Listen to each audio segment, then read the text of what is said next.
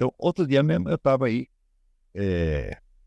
apareceu alguém conversando sobre isso e falando o negócio, não, assim, a igreja só admite a relação sexual para a reprodução.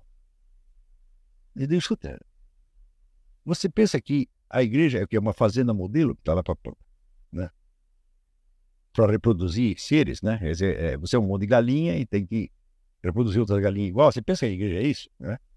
Então, daí eu lembro, o que diz São Tomás de Aquino, né? São Tomás de Aquino diz o seguinte, ele diz que o casamento tem 3 finalidades. Tem uma finalidade natural ou animal, e uma finalidade humana e tem uma finalidade espiritual. A finalidade natural ou animal é a mesma que tem em todos os animais, é a reprodução. A finalidade humana é o quê? É o amor e a ajuda mútua. A afeição e a ajuda mútua. E a finalidade espiritual é a mútua santificação. Tá certo? Então, só quando atende os 3 é que o casamento está funcionando.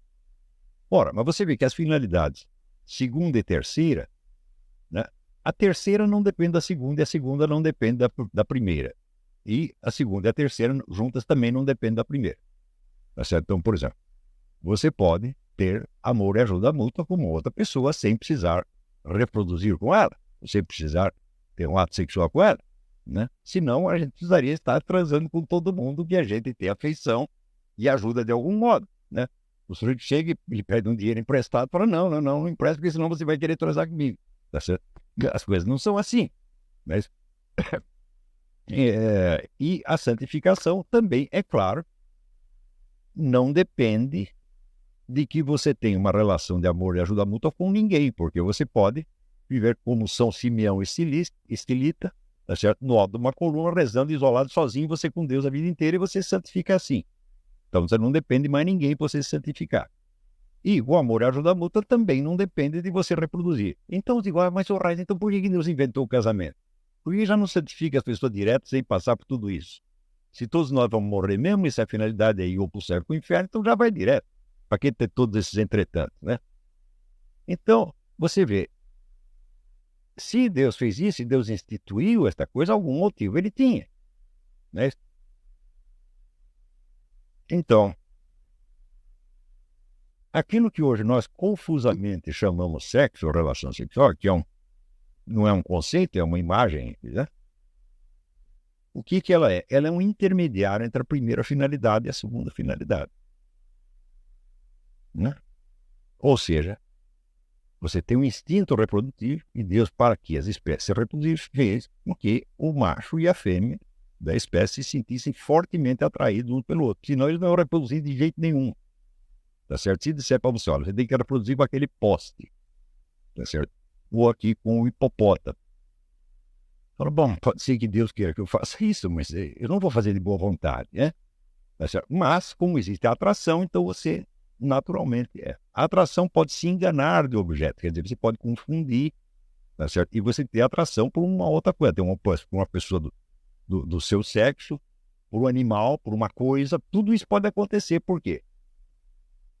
Porque o instinto, o desejo, ele não vem para nós em forma pura, ele vem através da filtragem da imaginação. Aquilo que você não imagina, você não deseja. Então não basta ter o instinto.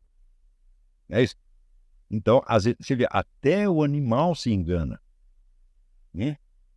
Nunca um cachorro subiu no seu joelho pensando que era um traseiro de cadela. Os meus cachorros várias vezes fizeram isso. Eu digo, olha, meu filho, é um equívoco, é? Então, quando você vê essa coisa, do homossexualismo, esse negócio tudo, o quê? É um equívoco de objeto. A gente sente uma coisa por um objeto que não é apropriado aqui. Pode acontecer, tá certo? Mas existe esse instinto. Mas esse instinto em forma pura, tá certo? Ele se satisfaz, tá certo? Com o mero ato sexual. E vai em frente, tá certo? É isso que nós chamamos de sexo, de amor. Fala, claro que não, precisa ter um algo a mais, não é isso? Então, aí entra então a finalidade propriamente humana. Quer dizer, é próprio do ser humano que eles se amem uns aos outros. O amor ao próximo é a base da sociedade humana, né? Então, não adianta nada vir esses teóricos dizer que o que vale é a violência, etc.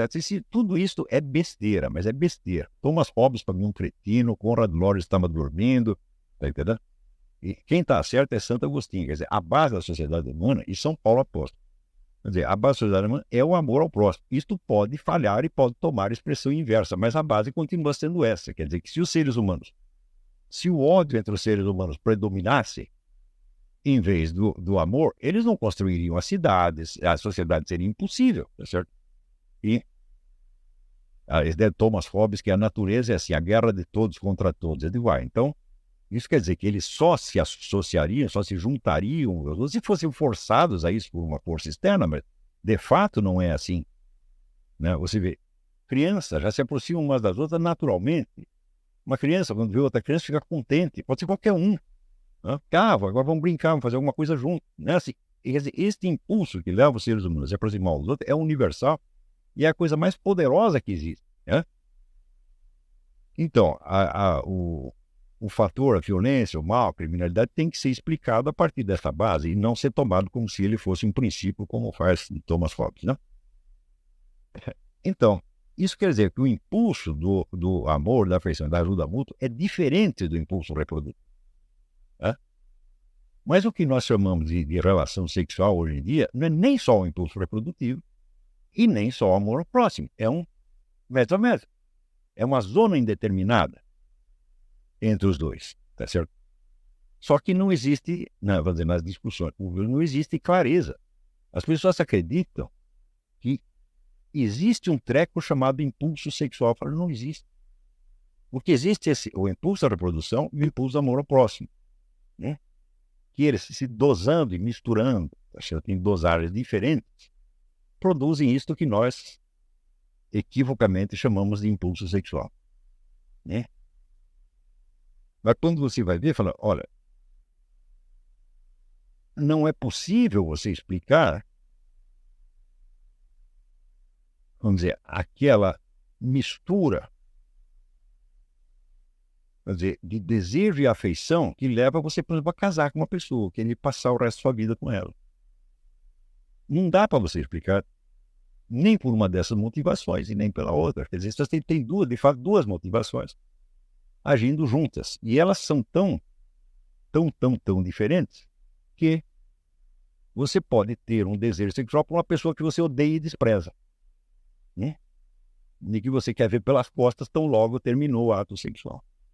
Isso não é possível? Claro que é possível. O mundo está cheio disso. Então ali o indivíduo, vamos dizer, ele é manipulado pela natureza, ele é enganado pela natureza. A natureza o induz a fazer algo que ele conscientemente não quer fazer, despreza. Né? Mas quando entra o instinto do amor ao próximo, Clifford Zonde, que era um sábio, ele claramente distinguia essas duas coisas. Ele chamava o primeiro impulso sexo e o segundo impulso de contato. Dê o nome que quiser, contato, amor ao próximo, etc, etc.